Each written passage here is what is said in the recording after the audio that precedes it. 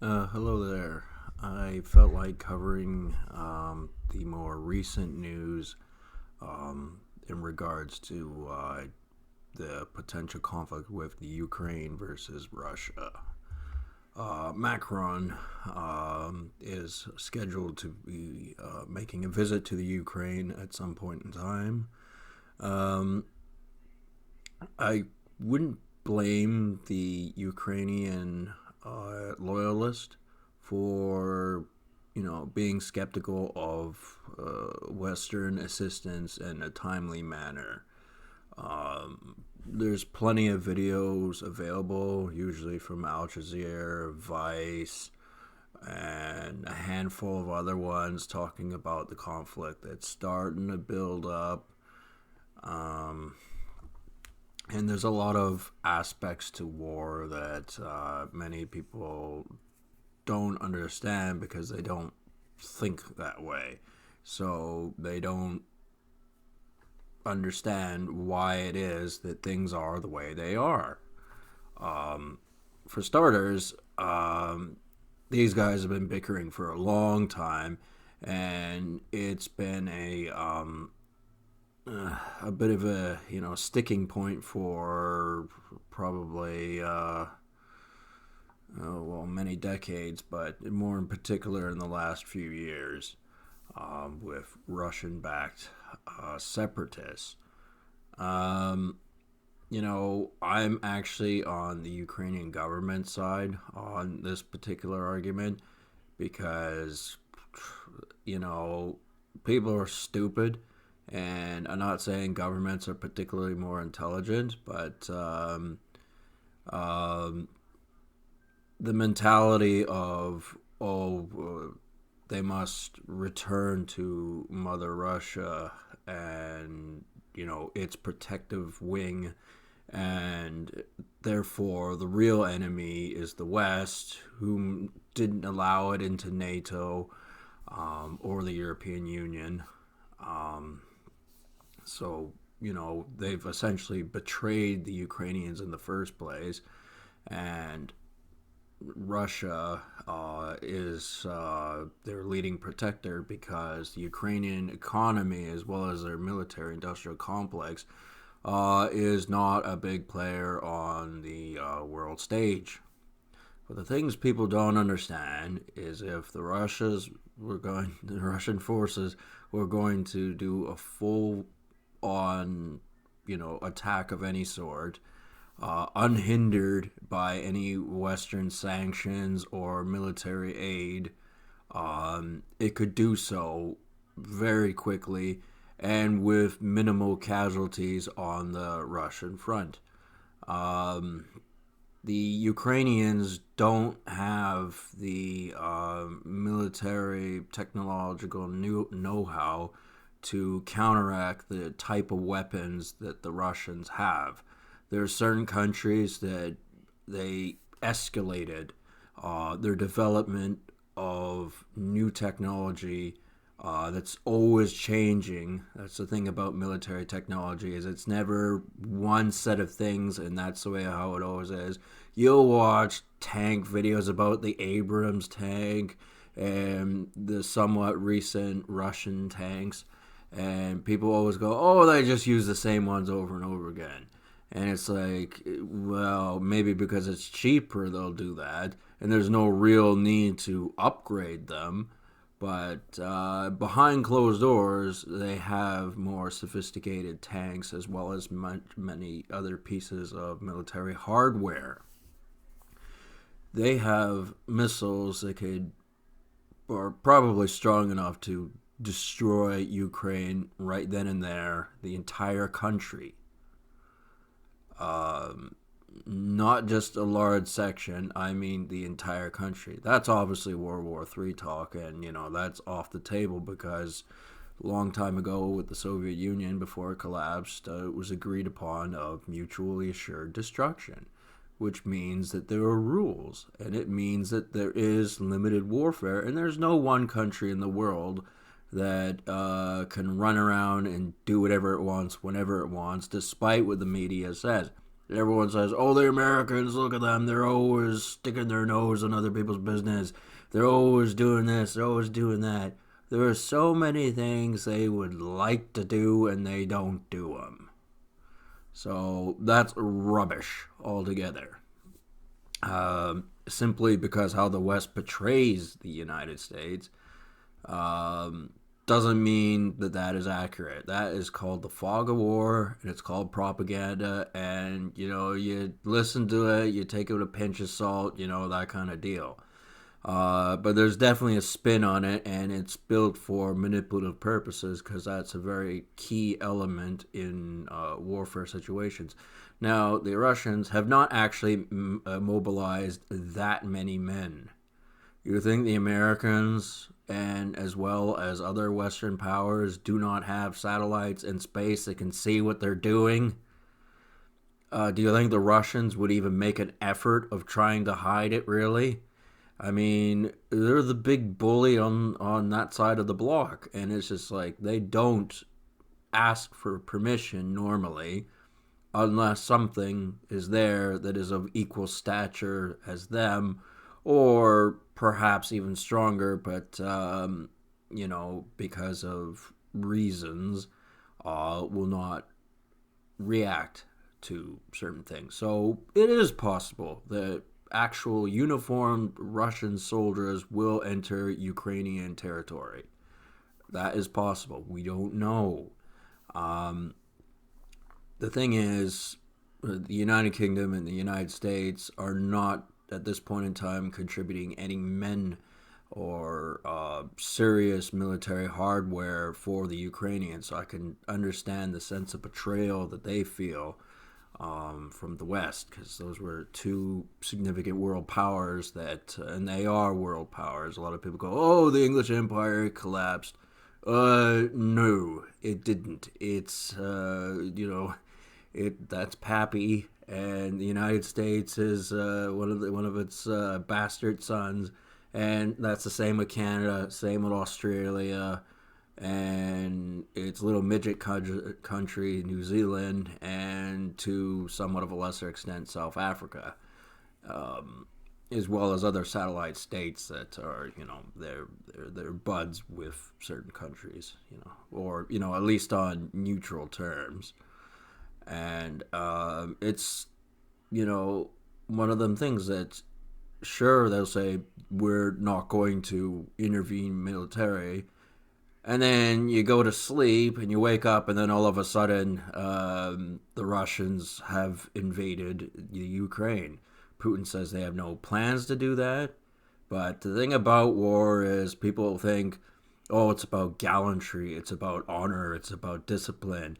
They think of great warlords of, for example, Asian mythological history, and they're not actually accurate at all. Because there was only one Geneva Code back in the day, and that was called genocide. That's how things worked. That's how, to an extent, that's how they still work.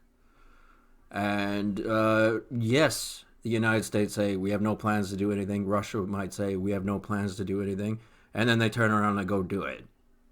Um, there is no predicting that exactly, because at this point in time, it doesn't look like it's in the best interest of either of them.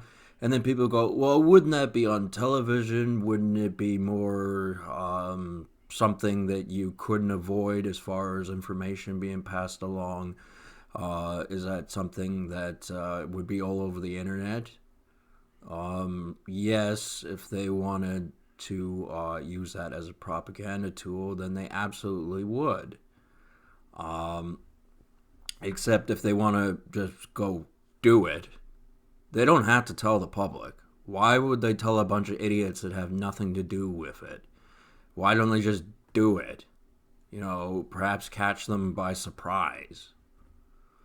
Um, because this isn't anything the Russians haven't thought of. Like, there's so many things to think of, and Hitler once described it as like war is like entering a dark room. You don't know what's going to happen.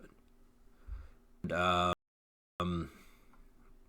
Joe Biden has mentioned that this is like World War II in the sense there's never been an invasion force quite like this. The potential for things to escalate has never been this high. And that is actually not true at all. You could count Vietnam, you can count Korea, a handful of other situations, the Russian schism with the Chinese, the Indian war with the Chinese, all the things that went on in South America. You could even consider Africa's own internal civil war, continent war that's constantly going on. There's so many things you can consider. The Cuban Missile Crisis, all these sort of things. So what Joe Biden said was to distance the idea of this as being, oh, that's ancient history. That's not how wars are fought anymore. And, there's no chance of things escalating, although he said that it reminded him of World War II. But war has changed. There'll never be another war like World War II. Weapons and philosophies and the different powers that run the planet have a very different mindset on everything. And, so you go, well, what does Russia want? Well, they want more of that area around the sea that's there. They have 4 times as many military vessels as the Ukrainians do. Okay, that would be, financially beneficial to them if they're able to ascertain more of that territory, I suppose it would. Not really enough of a reason to piss off the world, but, it's, getting started on a reason anyway. Maybe they're getting annoyed with the Ukrainians actually fighting back, or their military fighting back.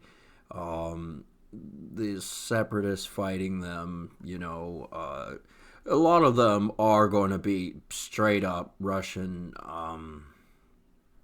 military personnel wearing civilian clothes. They're not really Ukrainian citizens that are separatists. They're simply Russians with no papers, and Ukraine is not that well organized to pinpoint exactly their entire populace, whereas other countries, whom I will dare say are first world, there's no way, the Russians could infiltrate Canada and us not be able to figure out that they're actually ununiformed Russian soldiers. Because there's a paper trail that they don't even know how to create. Whereas the Ukrainian passport and all the paperwork they'll possibly need, the spies within Ukraine and the traders will have passed on all of that information, plus cyber hacking and all that sort of stuff. So there's simply a way that those separatists, and this is eastern Ukraine, so this is the very poor part of Ukraine. The thing about being very poor is it's very easy to manipulate somebody who's very poor because they don't have anything. They don't have access to as much information. They don't get to learn. They don't go to school. They do this. They do that. They're a lot easier to coax into believing a certain thing, especially, when it's something that takes them from the dull, dreary boreness of their ordinary lives. And, you get ununiformed Russian soldiers stoking that fire. And what do you got? You got an actual, segment of the population who can be considered separatists. And should Ukraine forfeit territory because some brainwashed country bumpkins on the east side of the Ukraine have decided they would rather be under the Russian Federation. What I would say is go to the Russian Federation, sell your property, and get out of Ukraine if you don't want to live there. Go to Russia. Russia will probably take you. They might not, but they have taken other people from Ukraine. There are people who have, family members who live both in Ukraine and Russia. And I don't know exactly what the rules are. I don't really care to know. But it's just, yeah, I'm finding this subject, it's multifaceted and there's so many things going on and so many things to consider. I just think that the likelihood of it being an actual full-blown, uh, fighting tooth and nail kind of atmosphere, that's not what's going to happen. It would be too messy and it's unnecessary too. I mean, the Americans have been giving the Ukrainians javelins, an anti-tank, like a big rocket launcher, exactly. You can hold it with two arms and fire from there. Those are actually not very good weapons these days. They're better than nothing, but with precision-guided missiles and things like that, they could blow up a van from tens and 20s and 30s and 40s and 50s of miles away. There's no way a javelin competes with that. How can it? I mean, that's getting to nitty-gritty fighting, that is. And that's not what the Russians want. The Russians are all flexing their muscles. That's why they sent a few 100,000 troops around the border. But that's not really the bulk of their army. The bulk of their army, who knows what they're doing? Probably being brainwashed and training and, preparing for whatever. Kind of like they've always done since World War II, actually. Like, that's kind of a Russian thing. Because they like to see themselves as a world power. And when the Soviet Union collapsed, it was kind of really embarrassing for them. Because, I mean, they did a lot of really dumb things, and I kind of covered that with the Chernobyl problem and just, how their economy kind of fell apart because it was poorly managed, because it was a wartime industry, and there wasn't a direct war, so it kind of just crumbled like all countries usually do that are just military based. That's just what happens because they don't know how to run their economy, which is the difference between them and the United States. The United States, people go, oh, look at Detroit or look at Baltimore, blah, blah, blah. Look how crummy that is. How can the Americans run their economy so well? They do so in other ways. They don't have to build infrastructure in places that are relatively sparsely unpopulated. That's not what an economy is. That's not what money value is. And money value, as far as inflation and the economy goes, can vary depending on certain things. Like if all of a sudden they found just as much oil in the United States as they got in Saudi Arabia, guess what? The United States dollar will go way up. Right hand, so you can see. And it's not necessarily what you say your money's worth. It's what do you have to back it up with? Like, do you have a resource? Do you have some new technology? Do you have anything? If you got nothing, then obviously your dollar's worth nothing.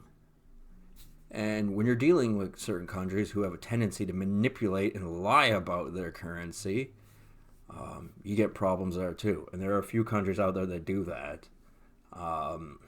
They don't really have the backing of having a certain resource or a certain potential or strategic interest or military tech or whatever you want to call it. And this all affects the economy. A lot of people think it doesn't, but it does.